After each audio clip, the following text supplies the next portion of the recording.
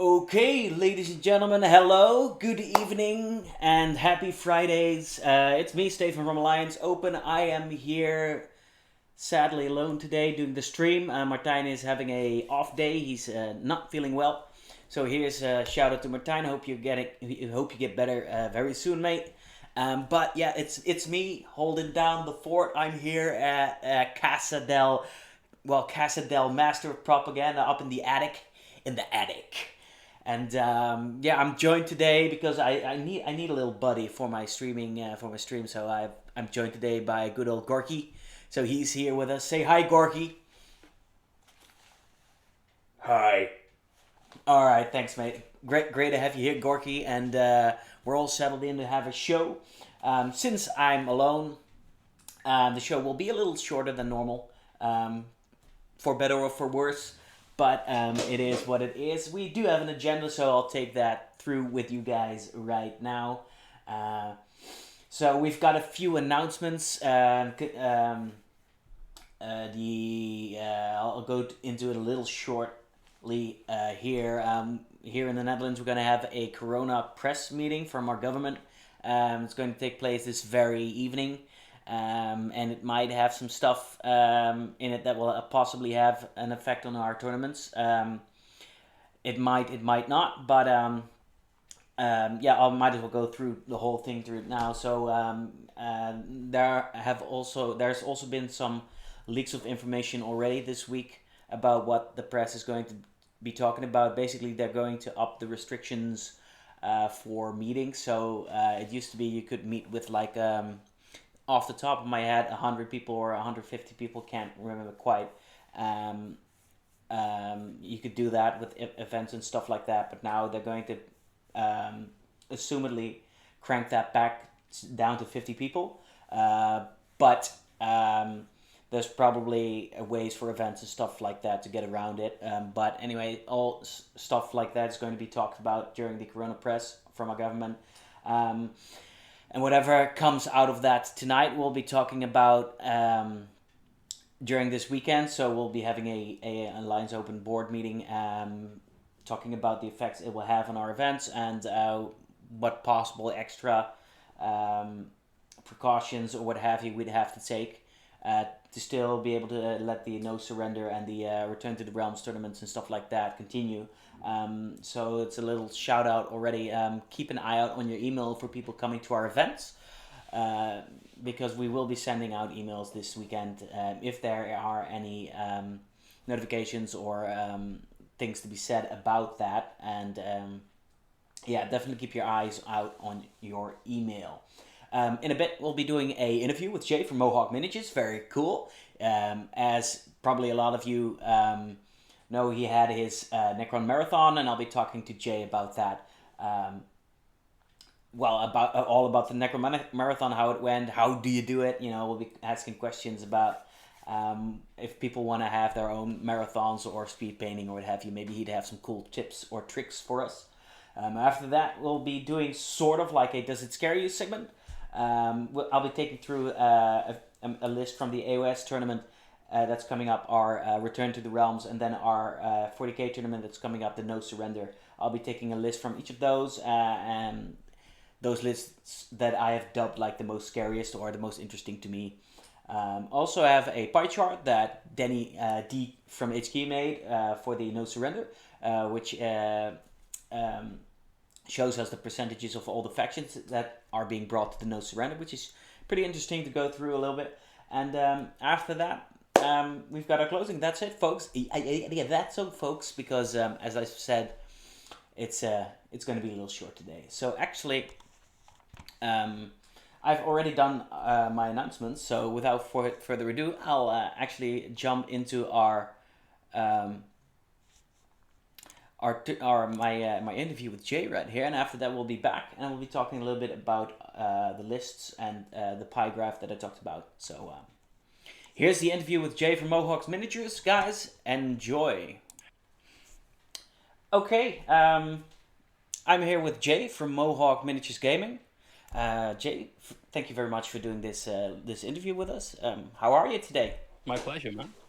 Yeah, doing great. Doing great. Can't complain. It's a beautiful Friday. You It know, is. what's not to love? So yeah, happy about. All right, very cool. Have you been able to get a little rest after your really big weekend 2 weeks ago now? I think it is, right? The Oh hell yeah, Necronathon. yeah.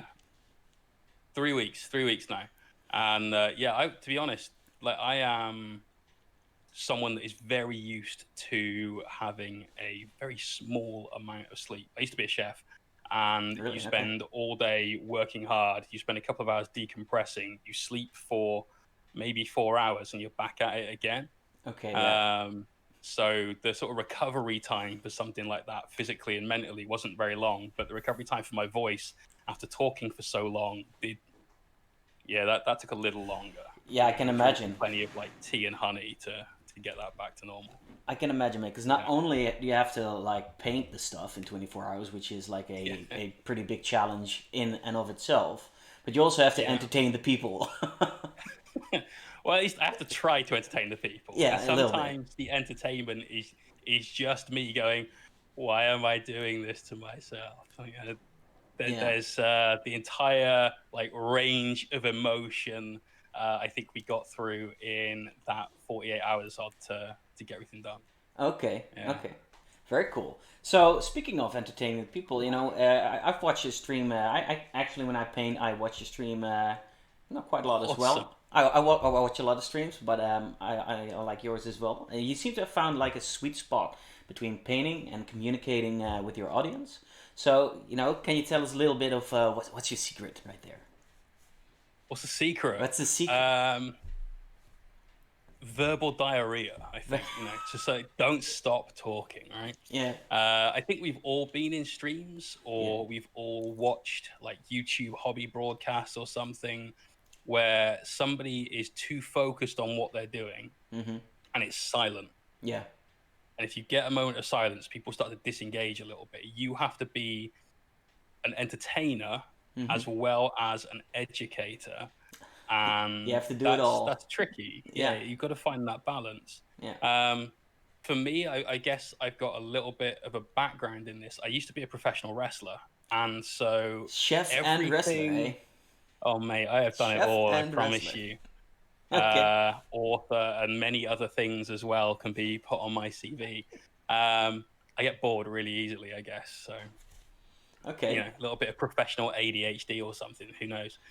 But because of that background, I know about working an audience, Mm-hmm. uh, and like getting a pop here and there out of it, and making sure that people are engaging with you whilst you're also working.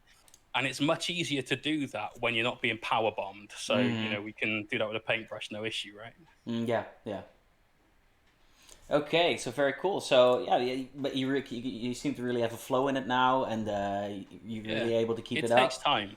I think that You've when got to work at it and get that sort of natural flow and yeah. balance. And it really helps once you start building a community, because for me, the community aren't like random strangers at the end of the internet. A couple of them, I know their real names and know a bit about their personal life because we talk. Mm-hmm. And it's good to have that connection. As soon as you start breaking down those boundaries of I'm sat in my studio and that guy's in the Netherlands and that guy's in the US and that Mm-hmm. guy's in like Singapore or whatever, then it becomes much more, much simpler, I guess, to be a natural thing. If you force it, it's never going to work. Like anyone, I guess, that wants to become a streamer, firstly you've got to be okay with putting yourself Yeah, out there as yourself, not a yeah, persona, yeah. and then just dial the volume all the way up to 11 Just be and be yourself big at on 11. Yeah, yourself. yeah. Yeah, And that's the secret. I can imagine that once you've actually got that flow going, I can imagine at the beginning it's a bit tricky and it actually Yeah, requires like a lot of energy and active attention to keep it going. yeah, Once you've got it definitely. going, it becomes probably more enjoyable as well. It just comes naturally Yeah, more, and then you just exactly start that. It's the enjoying it. naturalness. Yeah. Yeah. Okay, very cool. So we're going to talk about your Necron-a-thon, which was a great success as Yes. far as I was concerned, and a lot of people as well. It was really awesome to uh, see you going. So I'm actually going to switch over to a nice little screen where we can all see a slide of all your pictures here. Because man, awesome. it looks good, dude. Uh, Thank you. you've got you've got it done. Basically, the Necronathon was a great success. It had Yeah. a lot of viewers. You had some awesome giveaways. How long Yes, we have you did. actually been planning to do this? Right. So I occasionally get an idea in my head, Mm-hmm. and I'm like, yeah, why not? And when Indomitus came out, when all the boxes first got dropped, I picked up a few for the stream, couple to give away, and then one to use, sort of break down into individual minis to give away for our end of month stream prizes. Mm-hmm. And I was looking at the minis. I was like, these are actually really good. Yeah, the Necron models are Like really these cool. are Yeah. solid. Yeah. I fell in love with the Scorpec guys, like the big blades and all that. Yeah. Like Yeah. and every one of you that's watching right now knows what it's like when you're in the hobby. Something new and shiny comes out. You're like, yeah, I wasn't gonna do an army, but now I'm. Just give me all the toys. Yeah. You know, that's the way our brain works, Yes. especially as a Warhammer hobbyist, right? Yep. And so Indomitus got released on, what was it, the 25th Yeah. of July. Yeah, something around that And time. Yeah. we did the stream at the end of August.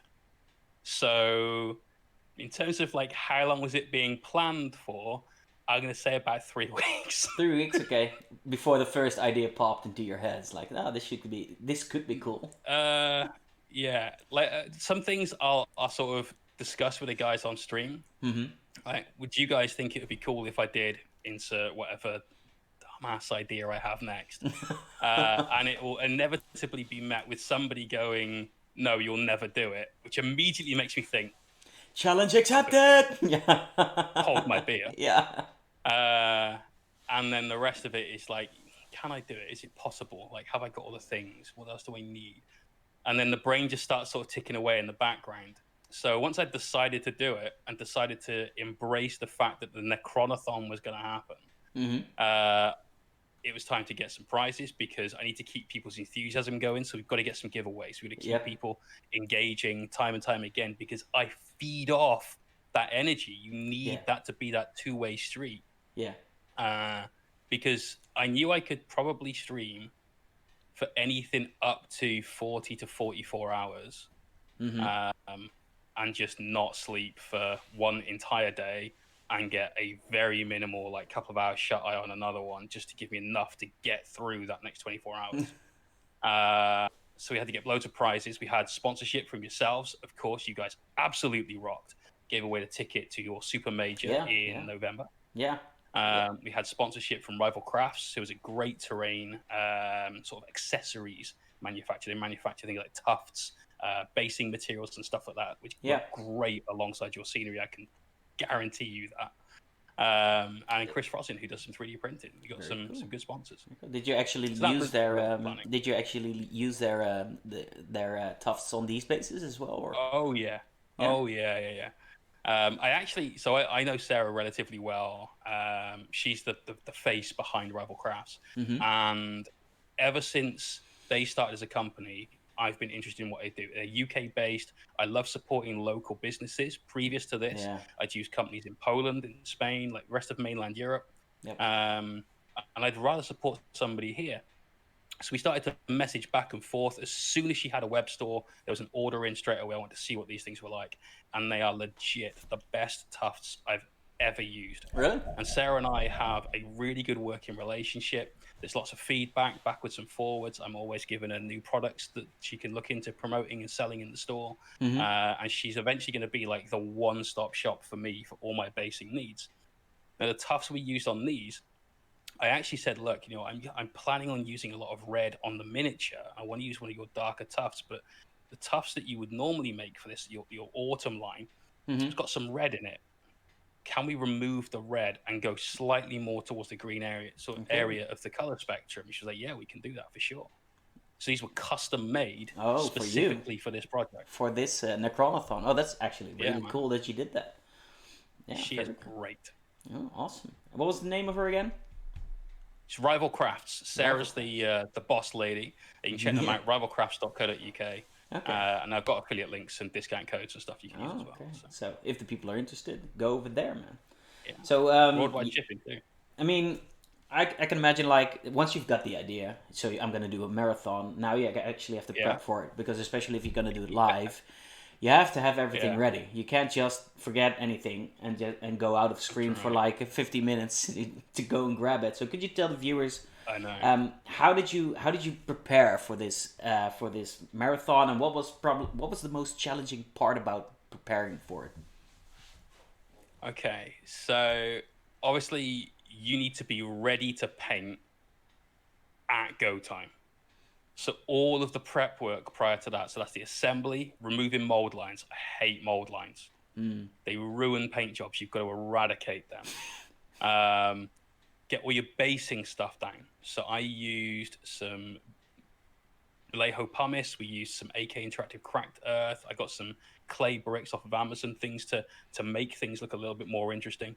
I had to get all of that done Mm-hmm.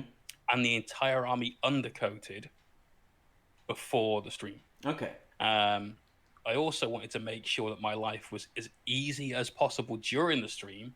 And we were going to do a giveaway about once every 2 hours. So I had to get all of that ready to go, boxed up and everything, so we could just sort of bring that on. It wouldn't distract too much from my flow. Mm-hmm. Um, and then I also need to do things like eat and drink and Yeah. so on. Yeah. So every 2 hours, we have a brief pause in the video just before doing the draw, go and get some more water, use the toilet. And I'd eat. Well, basically, like whenever you do a stream like this, one of the easiest things to do is to buy a massive pizza the day before and just eat cold pizza for a Yeah. weekend. I actually It's not think great for you, but you know, no, but it's quite tasty actually. Cold pizza. It's one of the things. I was It's one desperate of for hot food by Sunday night though. I can imagine. Actually, I was gonna say cold pizza is actually one of the few things I like more than warm pizza. Really? Yeah. Damn, Yeah. man. It's the same thing Damn. with chicken. That's when's your weekend stream? That's what we need to know now. I get all the pizza in, just eat it, and then go for it, man. Paint all my high elves over here. There you go. Yeah. Yeah. Awesome. 48 hours did a lot. Yeah. So did you actually during the stream did actually something maybe came up? It's like, dang, I forgot that one thing. Did that came up, or were you just fully operational? No. No, I am a planner. And I can constantly sort of go through plans in my head, revise things, add bits in, take bits out, to ensure that I have everything that I need. And I know the order to do it. There was one point where I actually changed the order on the fly. Mm. So the original plan for the stream was to get all the airbrushing done on day one, and I didn't want to make it any more granular than that in terms of like timescales, Mm-hmm. because if you're ever trying to do something in a sort of a sort of challenge setting, Mm. if you don't hit one of those milestones you set yourself, that can be really, really damaging to your mental state. Yeah. So as far as I was concerned, day one, just airbrushing, get all that smashed out. Day two, brushwork, finish the rest of the project. Yeah. Yeah. And we didn't actually hit that. One of the things that I found was right towards the end of the day, I was about to start doing the object source lighting on all of the army. So we've got like red glow on the guns, and then the sort of weird batleth blades that the Scorpec guys have got. All of that needed to be like prepared, ready for the red. And we used the same kind of technique on both areas to ensure that it was speedy for me, but also looked good. Yeah. And I realized just before I was about to do this that I needed to get all of the edge highlighting done on any area that was going to be just plain black that was next to these elements.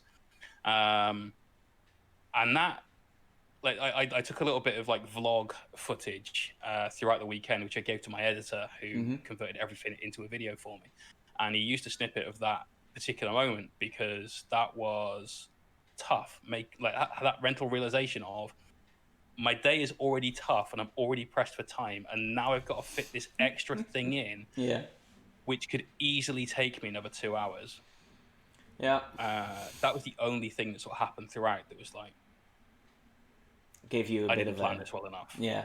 But, I mean, there's always like small things, especially if you do it for the first time. It's like you can't, you notice that small things, but you know that's part of being live. You know, sometimes you just have to roll with the punches a little bit, but as far as I could tell, everything went pretty smoothly. If something Good. went wrong, it wasn't visible on screen. So Yeah, it stays in here. yeah, right. Mission success. I think that's the secret of any real live streamer. It's just don't That'll tell do it. anyone about the bad stuff. So Yeah, save that for the gag reel. yeah, exactly. So if someone would like to do like a speed paint or maybe a marathon like you did of Mhm. a certain unit or an army or whatever, what have you, what's Yeah. what would be the steps that you would recommend they do it in? So, do you mean? Well, I'll tell you what. I'll answer the question in like almost two ways. So the first thing you need is a plan. So, like I said, I plan everything. I made sure my preparation was on point. There's that old thing: perfect preparation prevents piss poor performance. Yes. Gotta nail that down. Um, and it's worth having a realistic plan. There's no point in saying like, "Oh, I'll just airbrush everything. It'll take me 20 minutes." Mm-hmm. It won't take you 20 minutes. No. In fact, I ended up airbrushing for 22 hours, I think, over the weekend. 2 hours straight. Um, it took me about 3 days to feel the pad of my thumb again because I'm a thumb airbrusher. Okay, really? And Okay. damn, that was numb. Yeah, yeah, yeah. So have a plan, but Mm-hmm. make sure you are realistic about your plan, and ideally do a test model as well, so you know what you're looking for, you know what steps you've got Yes. to do, and you've got at least one finished result to aspire to for everything else, right? Yep. So from a planning perspective, do that. When it Yeah. comes to the actual painting of the miniatures, the way I did things was slightly different to how you'd expect. Yes. Normally, if you do any kind of object source lighting, that is the last thing that goes on. You do every step up to like weathering and stuff, and Mm-hmm. then the light effects happen because that light is an ethereal thing. It, Exactly. Yeah. it hasn't a physical feature, and it goes on top of whatever else is Everything. there. Yeah. Everything. Yeah. You got it. Yeah. And because of what we were doing, I had to adjust the way that would work because I knew I'd need highlights on metal to help clean up the metal and some of the overspray from the OSL. Yeah. So I changed the sort of the path of things a little bit, did the OSL way early, and Mm-hmm. then came in and cleaned that up afterwards. Okay. So think about breaking like the rules. By the way, there's no rules. Yeah, but Break the yeah. rules of like the accepted order of things to fit what you want to do and the way you're going to do it. Yeah. Yeah.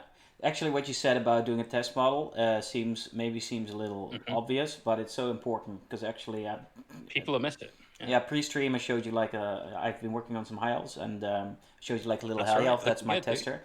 Because if you look at a model, you can see a lot of stuff off the bat. Like, okay, Hmm. I need to paint this first. Usually, you do inner layers first, and then you work out to outer layers. That's usually how That's I right. do it, because inner layers are way more difficult to paint. Yeah, Um, they're harder to get to. yeah, yeah. So, but also really paint one because I've already noticed that just by Yeah, looking at it doesn't give me all the information I need. I need to really paint it, have that exactly. experience because I run into one or two things like you said, where you have to kind of break the rule of order because it just is way more easier that way, and Exactly. you really have to have that painting experience of doing it with your hands and seeing it to really realize that okay, so this it's gonna be Yeah, this way, which is the best way for me. that's right. Yeah, And just like one fundamental thing in that as well is, let's say you're painting 100 minis in one go, yeah, and you get three-quarters of the way through, and you go, actually, I really don't like this color scheme. yeah, yeah. Well, Sometimes guess what, pal? do You're it again. stuck. Yeah, Like, do it. enjoy Yeah, it if now. if you've done like 10 already, yeah, it's like well, this sucks. Yeah, Because I've already done a few models where in my head, oh, these colors should work well together, and then on the model it just doesn't look right. Yeah, you got it. and if you've already gone into the stage of doing batches of 10 or 20 at a time, now it's a lot of time you've just wasted doing something you don't Yeah, like in the end. Yeah, exactly. that's right. So actually, speaking of color wise, would you, if someone is painting like a really trying to speed paint, would you Hmm. recommend darker painting schemes or rather lighter ones? Like, what's the advantage of one over So the other? I have a particular style to my painting, which is I really want high contrast, I'm talking about putting like neon green right next to like cherry red or something. That just looks weird. But I want things to jump out of the model at you. Yes. I try and be very unsubtle in most of what I do, and I think the Necrons are a definite sort of step in that direction. Yeah. So I would say you actually need to approach your mini from both perspectives. A dark color scheme will normally be easier because you are presenting stuff over a black undercoat almost all the time with that. That helps hide mistakes because any areas that you've missed are just shadows.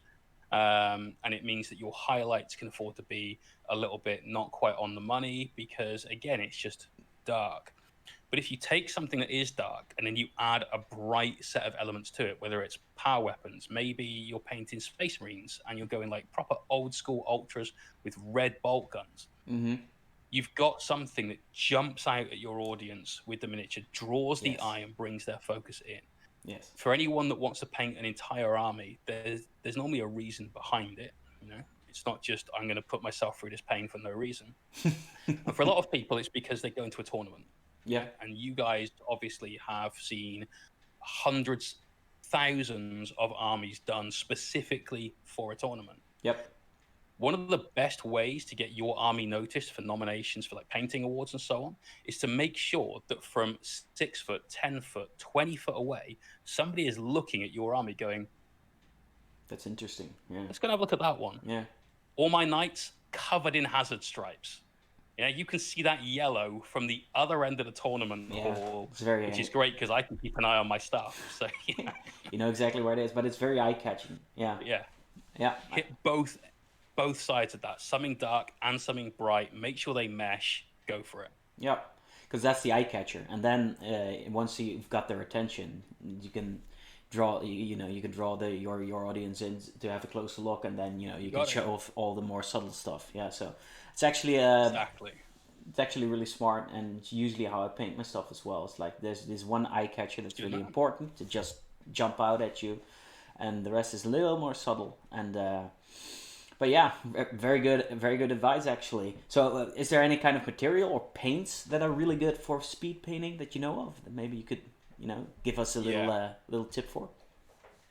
Yeah, so there's hundreds of different things that you could use, different processes. If you want to speed paint something, get yourself one of these. Yes. Like if you are fortunate enough to be going to the Alliance Open this year, there's one. It's just here behind the Mohawk.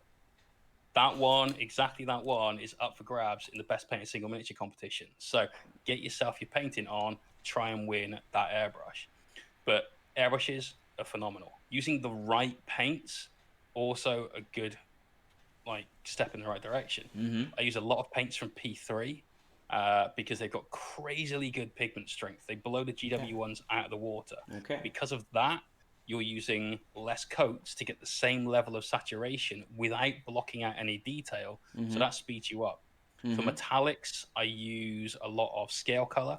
The Vallejo metal range is phenomenal. Very excellent. Yeah. Like those Necrons look shiny AF. Yeah, because of that chrome metal. I was gonna say. I recognize that color anyway. That was the chrome from Vallejo. Yeah. Yeah, it's so good. Past that point, use inks. So all of the power swords, all of the weapons with the glow effect that we used on that Necron army were achieved with literally 3 pots of ink. Oh, really? A white, a black, and a red. That's it. From what? And that was one pass with the red. It's really good. What range was that? So I use 2 predominantly. I've got 2 of them on my desk now. Actually, got Dala Rowney FW white. This is a beautiful white. It's semi-opaque. So it's translucent. Interesting. So you will get a good fade through it. I use Liquitex as well. There's no real difference between these and the Dala Rowney ones, but I use Dala Rowney Flame Red for that red, and that leaps out at you. So it does. I mean, inks are great. It really shows on the pictures. It's like a really nice, really warm, saturated red going into orange. It looked really good, man. I love OSL. Ever since I picked up an airbrush, OSL is the shit for me. It's so much easier. Yeah. Oh yeah. Yeah. It's like But a anyone that's brush blended OSL, like we've all been there, it is a yeah, labor of love. When yeah, you do it with an airbrush, that's only one step. You've got to do more. You've got to get the brushes out, yeah, but it makes step one so much quicker, and it's yeah. instant gratification. It's yeah, it's real cool, man. It makes a model really, really awesome. Yeah, and it's way easier to do with a brush. You can get a good effect with a brush, but it's way harder. Hmm. And then It airbrush is, is yeah. an airbrush is Hours of much better. glazing, hair dryers, got to get Yeah, all that going on. yeah, Airbrush, 20 minutes. yep. So, Awesome, man. All right. So yeah, actually, those inks is actually a good tip for me personally. I didn't know. Usually do like glazes, but just with normal paints. Don't use inks a lot. So that's a good definitely a tip. game changer, man. Yeah, yeah. I'll check that out. Maybe some more people will now have seen the Awesome. light as well.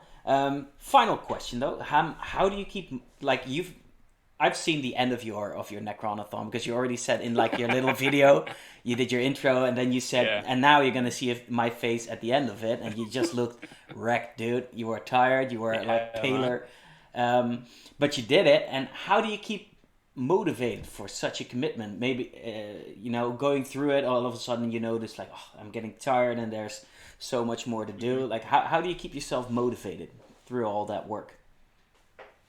Easy. Easy. Pain is temporary. Chicks dig scars. Glory lasts forever. It's true. Um, you, when I set my mind to something, it is going to happen. I will do whatever I need to do to get to the final goal. And part of that is just a sense of bloody mindedness, Mm-hmm. stubbornness. I just won't give up on something. And that's both a good and a bad thing, right? Sometimes that comes and bites you squarely in the ass. It can, But yeah. just determination helps. Like I said earlier on, though, the guys at the other end of the stream, everyone sat at home watching, Mm-hmm. they are giving me the energy I need.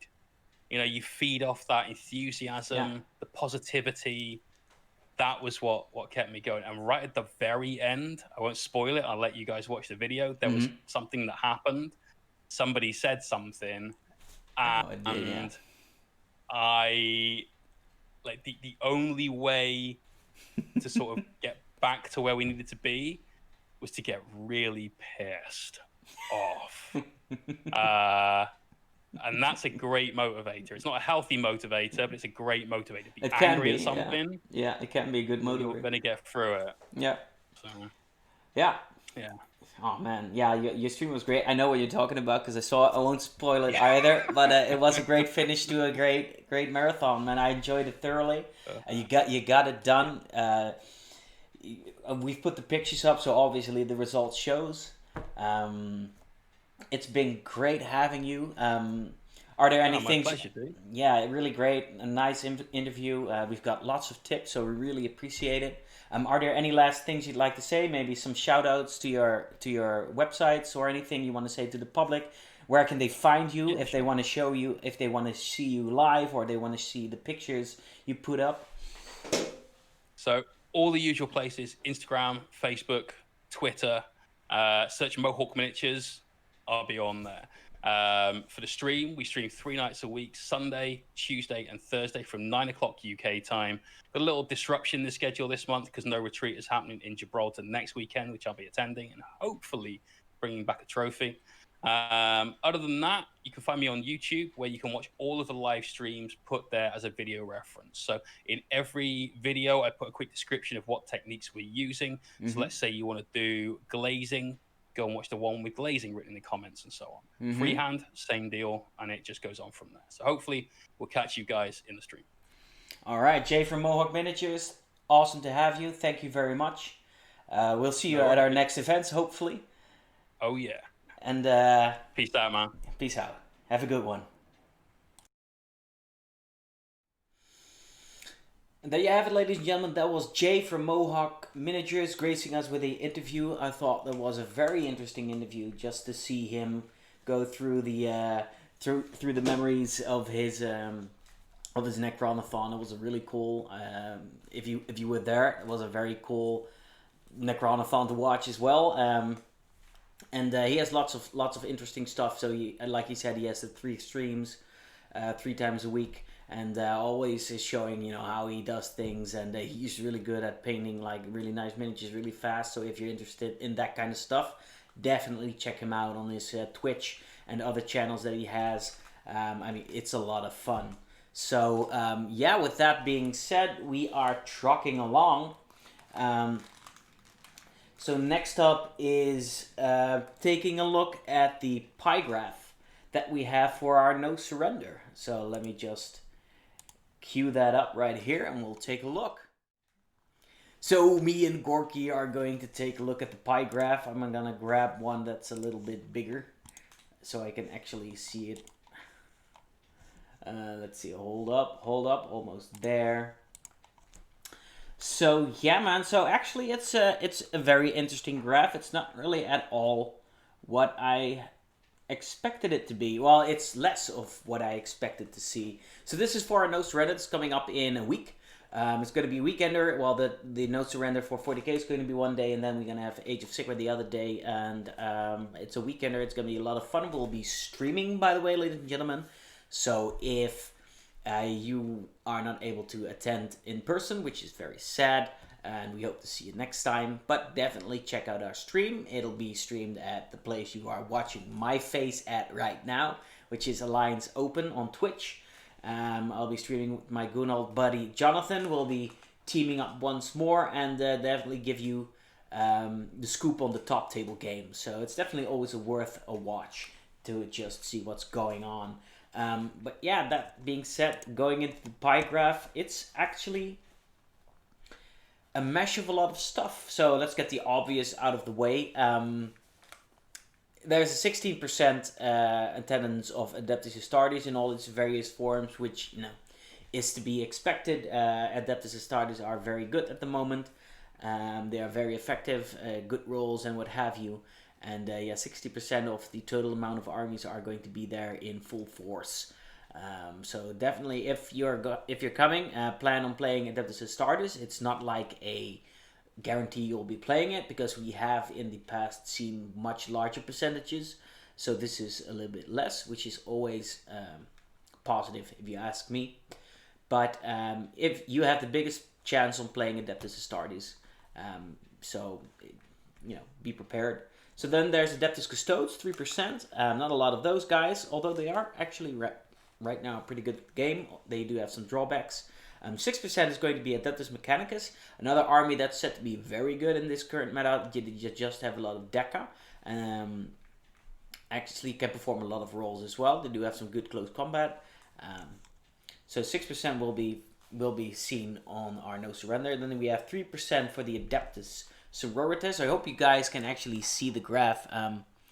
It's the text is a little small, but I'll take you guys through it. So 3%, like I said, for the Adeptus Sororitas. Always fun to see the girls coming in full force. We have 2% Eldari, which is wow. I mean, a little bit of a surprise to me, actually. Eldari are taking more of a backdrop. They least played faction, actually, at our tournament. They're being beaten by 1% next by the Tau. Oh, sorry, there's 2% Questor Imperialis as well, which is Knights. But so they share that 2% for Eldari. Usually Eldari are very dominant in tournaments, right? They've historically always been very good. But apparently not so good right now, or at least people don't feel like taking them a lot. We have 5% Astra Militarum, which is good to see them being back a little bit more. Always a very cool army to see. 3% Blood Angels and 3% Chaos. So there are not a lot of those guys. Love Blood Angels, always a fun game to see if they are on the field. 2% Chaos Demons, like a pure Chaos Demons army, probably like Nurgle, stuff like that. Would be very cool to see some of the other demon factions once in a while, but Nurgle is the one that's consistently doing the best at tournaments. We have 3% Dark Angels. Our very own Martijn, who is on sick leave today, get well soon. We'll be pleased to see that. And then we have 11% Death Guard, which is interesting. So Death Guard, coming up like the runner-up to the Space Marines. Death Guard are making a bit of a comeback in this meta. They have a lot of staying power, and since this edition is very oriented on being in multiple parts of the board and just being able to stand on objectives and not die, so Death Guard are currently very good at doing that. So you see a surge in players bringing that army. Then we have 5% Drukhari, 2% Genestealer Cults, which is another interesting one. Right after Genestealer Cults came out, at least here in our tournaments, they've never been very predominant. I don't believe they have been anywhere else in general. So it's a bit of a shame that they are not there. Genestealer Cults is a very cool army, but a bit underrepresented right now. As are Grey Knights, also just 2%. Grey Knights, I feel like made like a surge in the beginning of the new edition, as they were quite powerful. Just a lot of units that are very, well, not a lot of units, but a few units that are very durable. But yeah, not very represented right now in our no surrender. So 6% Harlequins, which is, I guess, above average. If you discount like the 16% Astartes and 11% Death Guard, 6% is above average. Harlequins being very good in this edition. They're just basically very fast, very flexible, and can be very hard hitting. And especially the being very fast and flexible, being where they need to be, really plays into this current meta. We have 3% Heretic Astartes, which is funny. That's Chaos Space Marines. We have 3% Necrons, which is a bit of a surprise to me with the new edition of Necrons, although a little caveat, they don't have the codex yet, so maybe not so surprising. But at least with their new releases, I expected them a little bit more, but 3% is around the average among most armies that are being represented right now. And continuing on, we have 3% Orcs, good old Orcs. If I'd go, I'd play Orcs.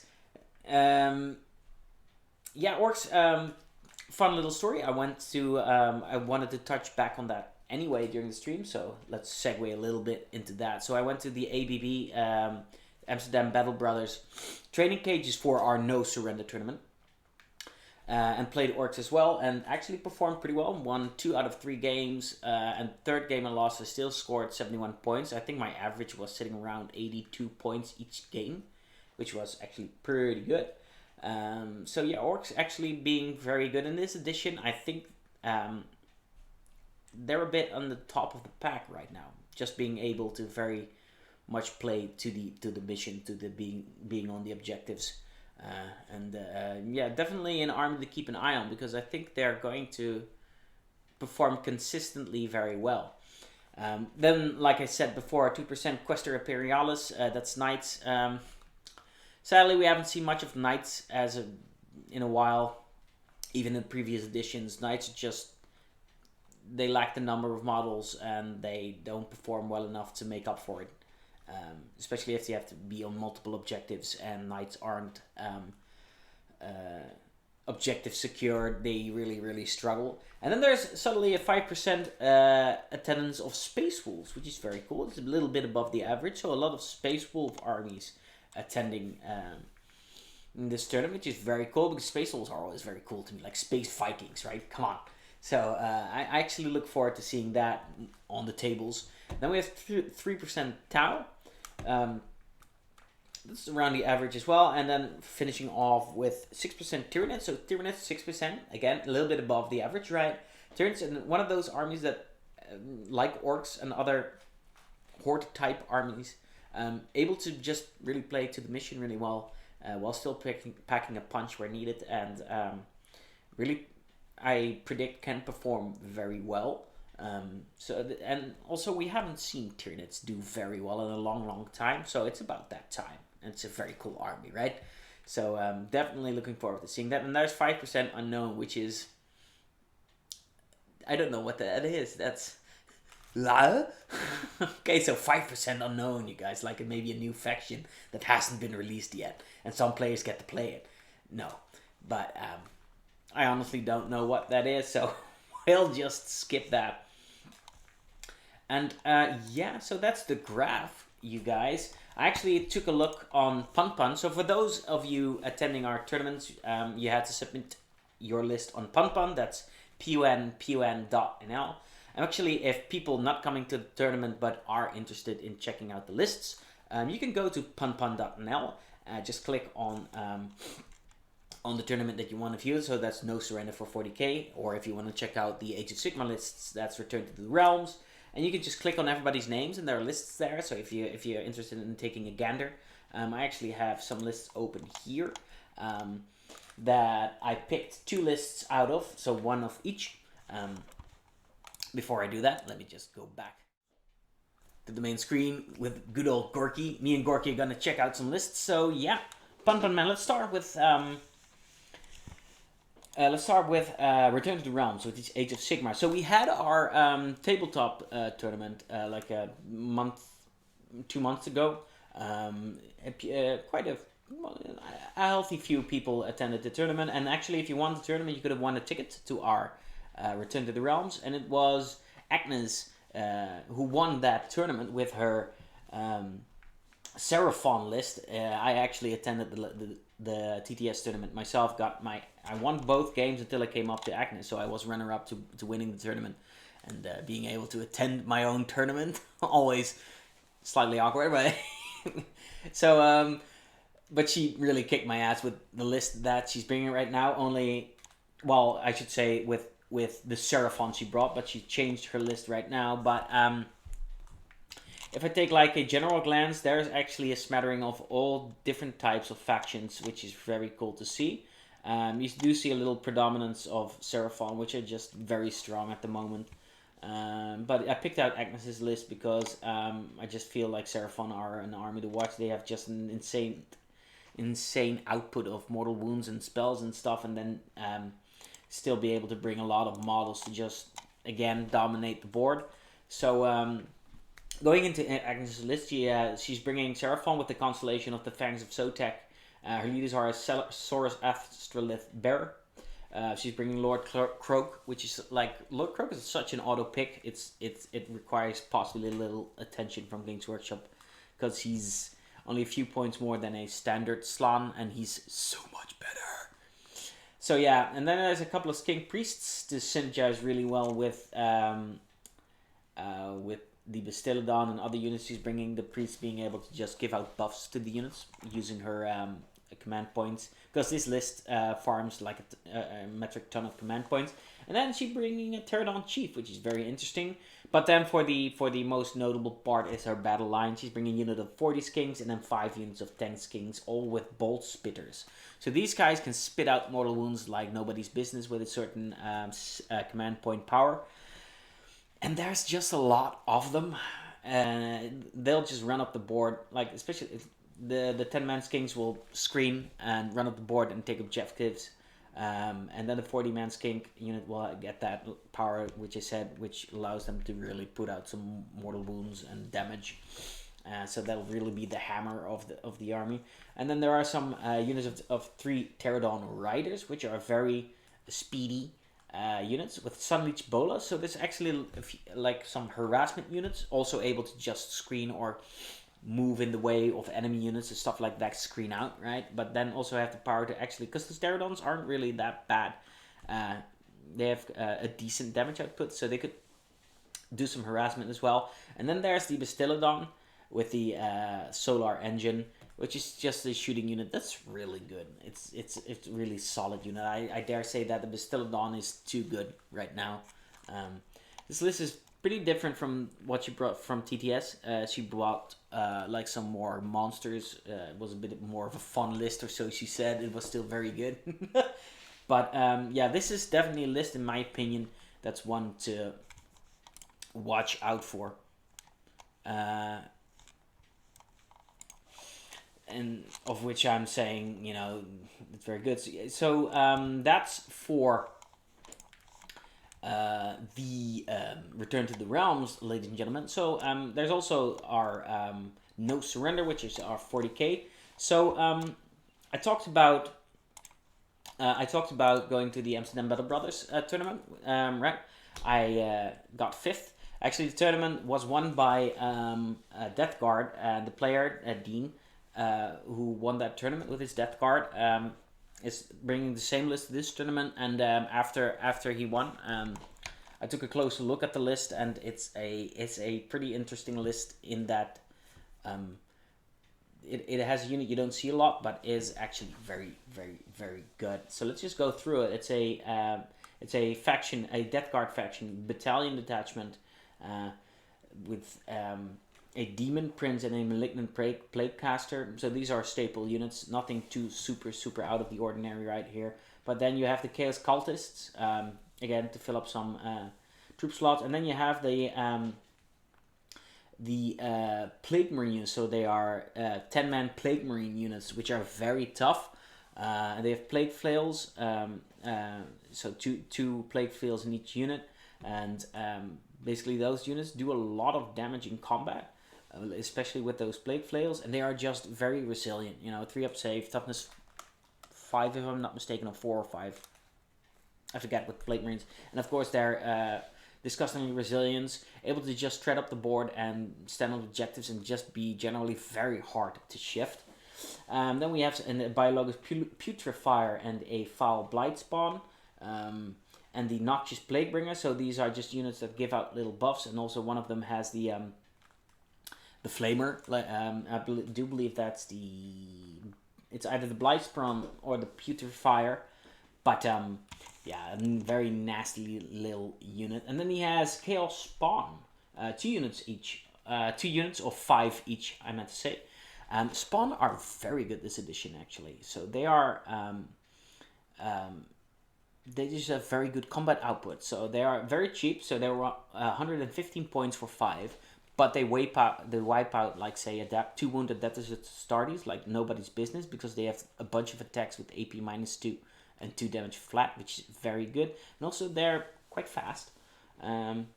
So they're just one of those units that you don't see a lot, and all of a sudden they're back. Because they're just not expensive and actually quite good. And then he has the staple 3 Plague Burst Crawlers, which is being buffed by the Demon Prince, for rerolls once to hit, which is probably going to go away with the new core rules, but hey ho, they still work, so there you go. Yeah, so for just a reliable damage output in the backfield, these things are extremely hard to shift. They're probably the most resilient tank in the game, and he has 3 of them. And, it has a weapon that doesn't need line of sight, which is actually quite good, which is always very good to have in this game. And then he has the Plague Spitters and the Heavy Slugger, so it's a lot of firepower. But then the unit that is actually very interesting, and you don't see a lot, are the Terex Pattern Termite Assault Drills, which are like drop pods, but instead of coming out of the sky, they're like the things that burrow in the ground, like they're mold type, weapons. You guys get what I mean. But they're so tough. So they're like what is it, like 12, somewhere between 12 and 14 wounds if I'm not mistaken, but their toughness 8. They have a 3-up save, and they have a stratagem on them called Contaminated Monstrosity, which gives them like the 5-up Feel No Pain as well. So super tough unit that he puts the Plague Marines in, and they just come out, because Plague Marines on their own are just very slow typically, and with the Terex Pattern Assault Drills, they can come up where he needs them, typically on objectives. And so he now has a drill that's on the objective, and then the Plague Marines on the side, and they're both extremely hard to shift. So yeah, really good units, and each one of them only costs 136 points, and for the amount of resilience and just plain flexibility it gives you, I'd say this is one of those units that's like, at first glance you might not see the value of it, but once you see it, its usage in the game, it's like, that's a good unit, man.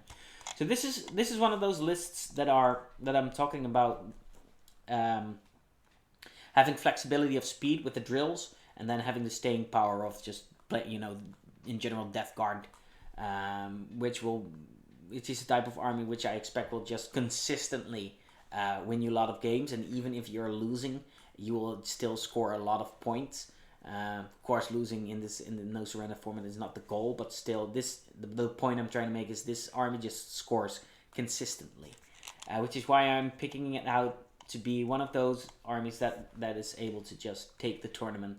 And also, I like Death Guard. Death Guard's green, so it's close to orcs, right? So it's very cool. Yeah, those are the two lists, ladies and gentlemen, that I wanted to go through to you with guys. Again, if you want to take a look at these lists yourself, go to punpun.nl and have a gander yourself. There are lots of lists of different factions and lots of interesting things as well. So with that being said, that's all I had to talk about this weekend. So let me just take a quick look. ASDR, your name, dude. ASDRU Tuning says they also have a 4-up invul aura. Oh wow, that's actually insane. So they give a 4-up invul aura around them. I didn't even know that. Already thought they were good, but this takes it off the top of the. So it has a 12-man capacity. A 10-man squad goes in there. Yeah, the 10-man squad goes in there, and then the. Man, yeah, termite drills are awesome. So and there's the grenade spamming stratagem. Yeah, that's for the.